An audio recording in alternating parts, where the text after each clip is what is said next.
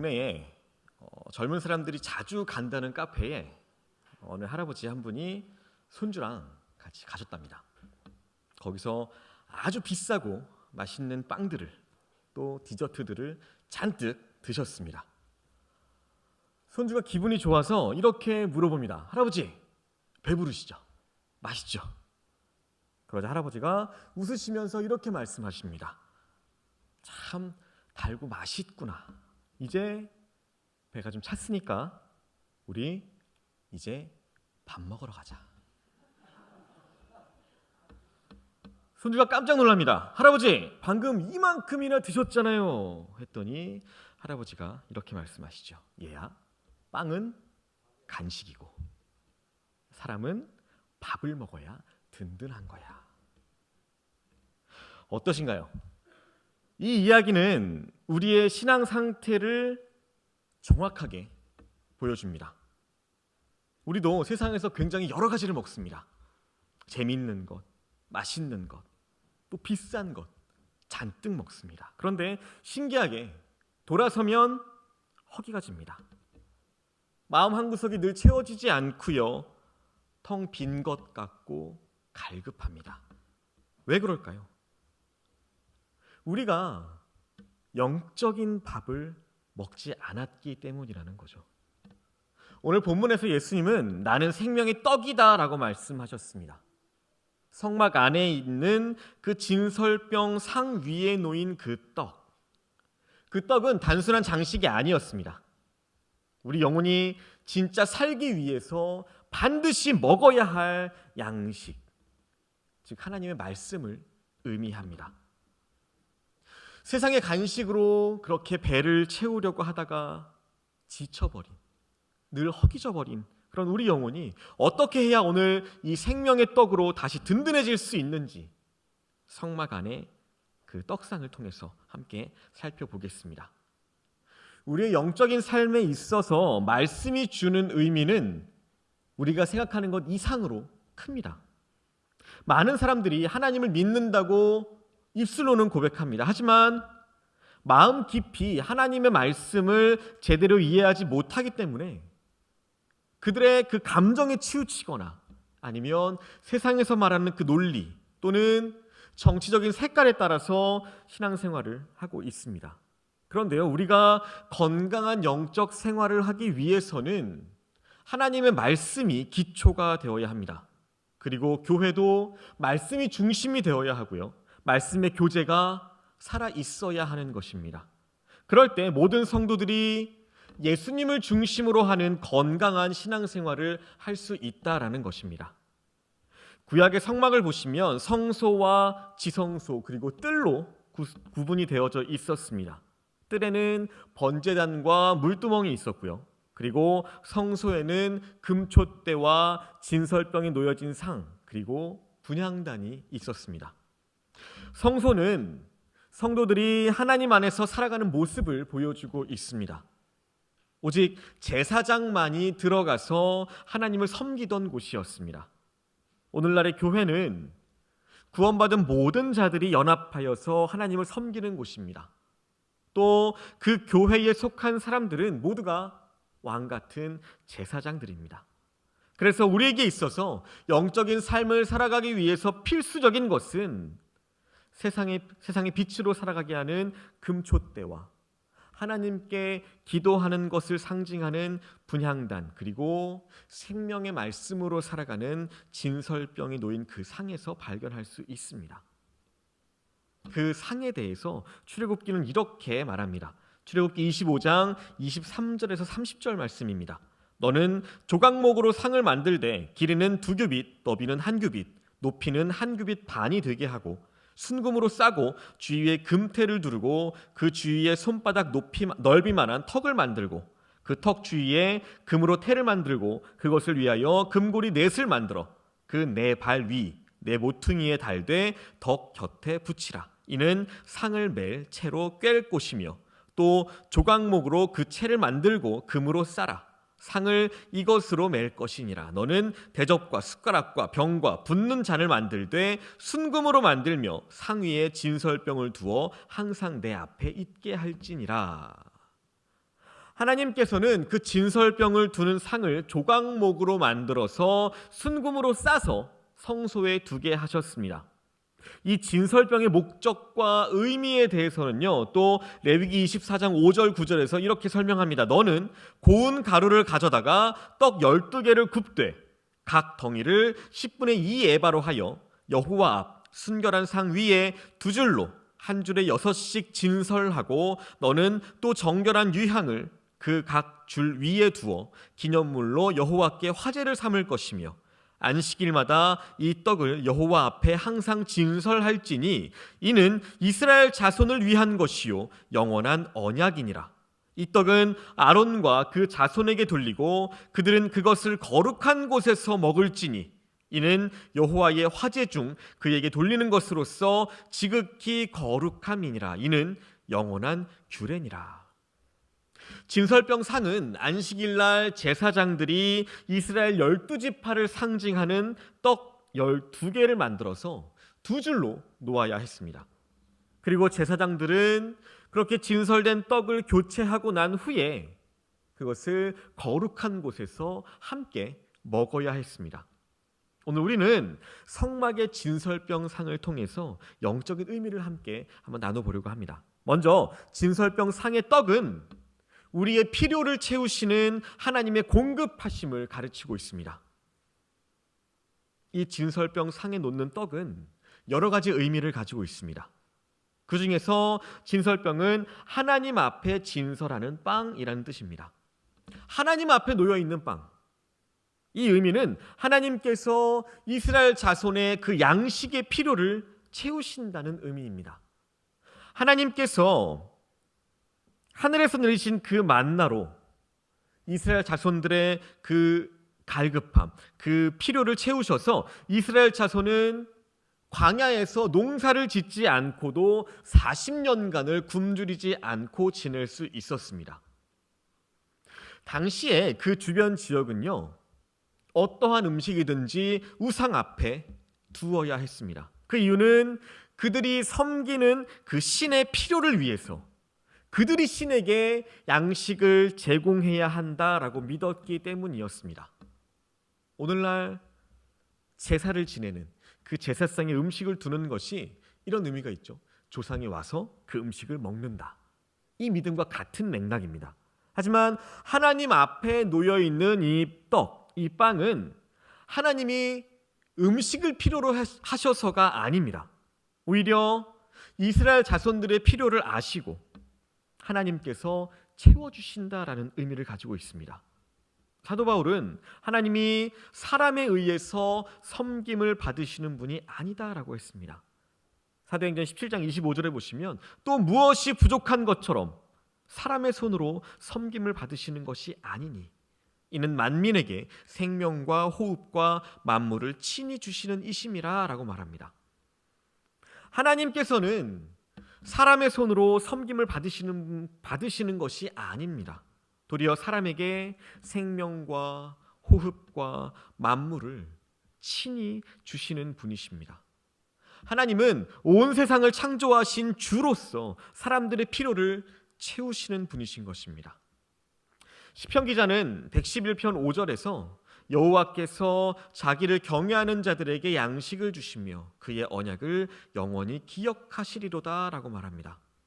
하나님은 자기를 경외하는 자에게 양식을 주시는 분이십니다. 자기를 경외하는 이스라엘 자손의 필요를 항상 바라보시고 그 필요를 때에 따라서 공급하시는 분이십니다. 진설병 놓던 그 상 위에 12개의 떡은 12지파를 상징합니다. 12지파가 항상 하나님 앞에서 살아가고 있고 하나님께서는 그들의 필요를 보시고 공급하시겠다라는 그 의미를 담고 있는 것입니다. 하나님께서는 애굽에서는 그들을 어린 양의 피로 구원하셨습니다. 그리고 그들의 영적인 필요를 채우셨습니다.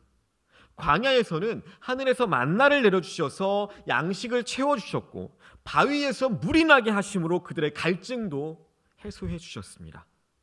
아말렉과의 전쟁에서는 승리를 주심으로 인해서 능히 이방인의 군대들도 이기게 하셨습니다. 오늘 우리도 하나님께서 우리의 필요를 아시고 채워주신다라는 믿음으로 살아가야 합니다. 주님께서는 산상수훈 말씀으로 무엇을 먹을까, 무엇을 마실까 아무것도 염려하지 말라고 말씀하셨습니다. 하나님께서는 우리에게 있어야 할 줄을 아시기 때문에 우리는 아무것도 염려하지 말고 주님의 일을 먼저 구하는 그런 자녀가 되어야 한다는 것입니다. 이스라엘 자손이 하나님의 영광을 구할 때에 하나님께서 그들의 필요를 채워주셨습니다. 이렇게 우리가 하나님의 뜻을 구할 때에 하나님께서는 우리의 필요를 채우시는 것입니다. 사도 바울은 고린도후서 9장 7절 8절에서 하나님께서 즐겨내는 자를 사랑하시며 그의 자녀들에게 모든 은혜를 넘치게 하신다라고 말씀합니다. 또 빌립보서 4장 19절에서는요, 나의 하나님이 그리스도 예수 안에서 영광 가운데 그 풍성한 대로 너희 모든 쓸 것을 채우시리라 라고 말합니다. 우리는 하나님께서 눈동자같이 우리를 지키시고 보호하시며 필요를 채우시는 분이심을 믿어야 합니다. 그리고 우리의 필요를 위해서 하나님을 더더욱 의지해야 하는 것입니다. 두 번째로 진설병 상 위의 떡은 하나님과의 교제를 의미합니다. 진설병이 나타내는 의미는요, 이스라엘 자손과 하나님과의 교제입니다. 하나님께서 사람을 창조하신 후에 사람들과 교제하기 위해서 생기를 불어넣으시고 영적인 존재가 되게 하셨습니다. 아담과 하와가 에덴 동산에서 하나님과 교제를 나누었듯이 하나님의 자녀들은 하나님과 교제하는 삶을 살아가야 합니다. 시내산에서 모세와 이스라엘 장로들이 시내산 언약을 맺은 후에 하나님의 부르심을 받고 시내산에 올라갔습니다. 그리고 모세와 이스라엘의 70 장로들은 하나님을 바라보며 먹고 마셨습니다. 출애굽기 24장 11절입니다. 하나님이 이스라엘의 자손들의 존귀한 자들에게 손을 대지 아니하셨고 그들은 하나님을 뵙고 먹고 마셨더라. 하나님 앞에서 이스라엘 자손들이 먹고 마셨다는 것, 하나님과의 교제를 의미하는 것입니다. 그들이 하나님 앞에서 먹고 마신 것은 하나님께 희생제물로 드렸던 화목제였습니다. 그 후에 성막이 다 지어진 후에 화목제물은 제물의 콩팥과 기름을 하나님께 제물로 드린 후에 나머지 고기는 제사장과 또 예배자가 거룩한 뜰에서 먹었습니다. 이것은 하나님께서 주신 음식을 먹으며 하나님과 교제하는 것을 의미했습니다. 성소에 있던 진설병 상의 그 떡은 제사장들이 안식일에 새로운 떡으로 교체했습니다. 그리고 이전에 있었던 그 떡을 제사장들이 거룩한 곳에서 함께 먹었습니다. 그들이 먹은 떡, 단지 떡을 먹은 것이 아니라 하나님 앞에 놓여있던 거룩한 떡을 먹었다는 의미가 있는 것입니다. 제사장들이 거룩하게 구별되었기 때문에 그 거룩한 떡을 먹을 자격이 있었던 것입니다. 그들이 함께 먹음으로 인해서 그들은 하나님과 교제하는 은혜를 누린 것입니다.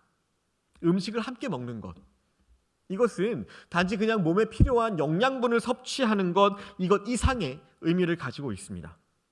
누군가와 식사를 하는 것은 단순히 그 식사 이상으로 우정을 나누고 함께 교제하며 마음을 나누는 것에 의미가 있습니다. 가족이 함께 식사를 하죠. 굉장히 아름다운 모습입니다. 식사를 하면서 서로에 대해서 또 삶을 나누기도 하고 또 같은 가족의 일원이 차려준 그 음식을 먹으며 감사의 마음을 품기도 합니다. 특별한 기념일이나 생일 때 흩어져 있는 가족을 초청해서 함께 음식을 먹고 축하하고 즐거워합니다. 우리의 사역에서도 음식을 함께 나누는 것은 중요한 교제의 의미를 담고 있습니다. 음식을 대접하고 나누는 것, 단지 그냥 음식을 먹는 것 이상으로 사랑과 교제의 의미가 담겨 있다는 것입니다. 예수님께서도 제자들과 음식을 나누며 영적인 교훈을 가르치시는 일을 하셨습니다. 그리고 초대교회에서도 음식을 나누며 즐거워하는 일에 힘을 기울였습니다. 초대교회의 부흥은 영적인 부흥과 더불어서 성도들이 함께 기뻐하며 음식을 나누어 먹는 교제가 있었기 때문이었습니다. 제사장들이 이 진설병을 함께 먹는 것은 말씀으로 교제하는 것을 의미합니다. 이 진설병은 하나님의 말씀을 상징합니다. 그래서 떡과 함께 먹는 것은 성도들이 말씀으로 교제함으로 영적인 양식을 먹는 것을 의미하는 것입니다. 사도행전 2장 42절에 보시면 그들이 사도의 가르침을 받아 서로 교제하고 떡을 떼며 오로지 기도하기를 힘쓰니라 라고 했습니다. 성도들에게는 하나님의 말씀을 혼자서 묵상하는 시간이 필요합니다. 말씀은 영적인 양식으로서 우리의 영혼을 풍성하게 만들어주는 양식입니다. 그래서 우리는 날마다 하나님의 말씀을 양식으로 삼아서 영적인 필요를 채우며 자라가야 하는 것입니다. 예수님께서는 마태복음 4장 4절에서 신명기 말씀을 인용하시면서 이렇게 말씀하십니다. 기록되었을 때 사람이 떡으로만 살 것이 아니요 하나님의 입으로부터 나오는 모든 말씀으로 살 것이라. 우리는 우리가 먹는 떡으로만 사는 것이 아닙니다. 우리는 구별된 자로서 하나님의 말씀으로도 살아가는 자가 되어야 합니다. 우리의 삶에 이 하나님의 말씀이 중심이 될 때 우리의 믿음은 든든하게 자라갈 것이고요. 교회도 은혜가 풍성한 교회로 성장하는 것입니다. 우리가 함께 순으로 모여서 함께 주일에 선포된 그 말씀을 나누고 삶에 적용하는 그 은혜를 나누는 것은 함께 같이 영적으로 성장하게 하는 역할을 하게 합니다. 세 번째로 진설병 상위에 놓인 떡은 생명의 떡으로 오신 예수 그리스도를 상징합니다. 이 떡의 궁극적인 의미는 예수 그리스도에게서 찾아야 합니다. 제사장들이 안식일마다 놓아야 하는 그 진설병, 그것의 참된 의미는 생명을 주시는 하나님, 즉 예수 그리스도를 상징하는 것입니다. 예수님께서는 오병이어의 기적을 통해서 사람들의 허기를 채우도록 빵과 물고기를 제공해 주셨습니다. 그리고 빵을 나누어 주시면서 교훈을 주셨습니다. 그 교훈은 바로 내가 생명의 떡이다 라는 것이었습니다. 예수님께서 주시는 빵은 세상에서 생명을 주는 것인데 주님의 살이 세상의 생명을 위한 떡이다 라고 하셨습니다. 나는 생명의 떡이니 결코 줄이지 아니할 터이요 영원히 목마르지 아니하리라. 예수님은 우리에게 생명을 주시는 분이십니다. 사람이 떡을 먹으면 배가 부릅니다. 하지만 시간이 지나면 다시 또 떡을 먹어야 합니다. 하지만 예수 그리스도는 생명을 주는 떡으로 오셨기 때문에 그분께 나아오는 자는 결코 배고프지 않고 영원히 목마르지 않습니다. 왜요? 예수 그리스도는 모든 믿는 자에게 참된 생명인 영생을 주시기 때문입니다. 예수님께서는 요한복음 6장 51절에서 나는 하늘로서 내려온 살아있는 떡이니 사람이 이 떡을 먹으면 영생하리라. 내가 줄 떡은 곧 세상의 생명을 위한 내 살이니라 하시니라 라고 하셨습니다.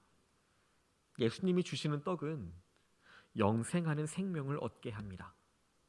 예수님이 주시는 떡은 주님께서 흘리신 피와 희생하신 몸을 의미합니다.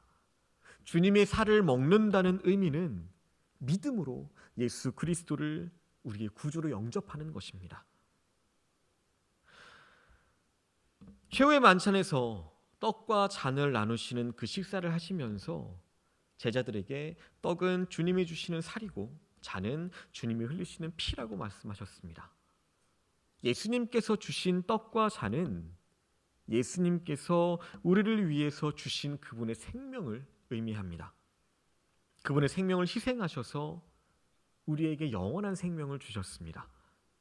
그래서 예수님께서는 자신을 우리에게 영생을 주시는 생명의 떡이다라고 말씀하신 것입니다.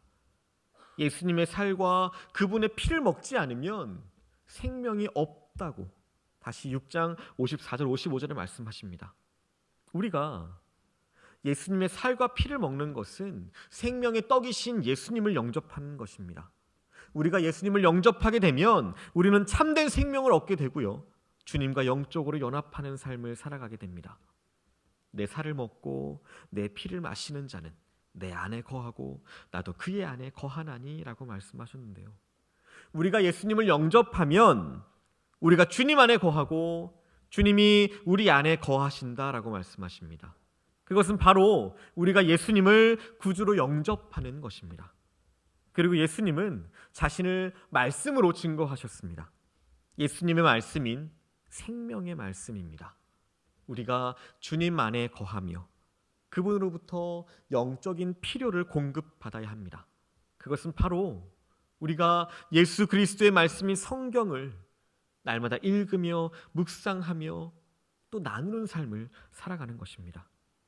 우리는 이 땅에 생명의 떡으로 오신 예수님을 우리 마음의 구주로 영접하여서 생명을 얻었습니다. 우리의 생명은 예수님으로부터 온 생명입니다. 그리고 새 생명을 얻은 자의 힘은 우리 육신에서 나오는 것이 아니라 주님으로부터 오는 것입니다. 요한복음 6장 63절입니다. 살리는 것은 영이니 육은 무익하니라. 내가 너희에게 이른 말이 영이요 생명이라. 살리는 것은 영이라고 하셨습니다. 우리가 더욱 능력 있는 삶을 살아가기 위해서는 이 생명의 말씀을 가까이 하며 날마다 묵상하는 삶을 살아가는 것입니다. 우리가 하나님의 말씀으로 하루하루 살아가면 우리의 영적인 삶이 더욱 풍성하며 주 안에 거하며 또 열매를 맺게 합니다. 히브리서 4장 12절에 하나님의 말씀은 살아있고 활력이 있어 좌우의 날선 어떠한 검보다도 예리하여 혼과 영과 및 관절과 골수를 찔러 쪼개기까지 한다라고 말씀하셨습니다. 하나님의 말씀은 살아있는 생명의 말씀입니다. 우리가 그 말씀으로 나아가면 그 말씀이 우리 안에서 살아 역사하여서 우리를 변화시키고 우리가 하나님 뜻대로 살아가게 합니다. 그러면 우리는 말씀으로 인해서 변화되고 주님을 닮아가게 되고요. 주님의 빛을 비추는 새로운 사람이 되는 것입니다. 그리고 우리가 하나님의 말씀을 날마다 읽고 묵상하면 하나님을 더 알아가게 되고요. 빛이신 하나님을 더 가까이 하게 되는 것입니다. 그래서 우리는 생명의 떡으로 오신 주님을 더욱 가까이 함으로 그분의 말씀으로 살아가며 그분의 말씀으로 나누는 그런 주의 자녀가 되어야 합니다. 결국 건강한 교회 또 건강한 성도의 삶은 세상에서 말하는 논리 또 개인의 감정이 아니라 오직 하나님 아버지의 말씀이라는 그 견고한 기초 위에 세워져야 합니다. 성막의 진설병 상이 상징하는 것처럼 하나님은 우리의 모든 필요를 채우시는 공급자이시고요. 말씀을 통해서 우리와 깊은 교제를 나누기 원하십니다.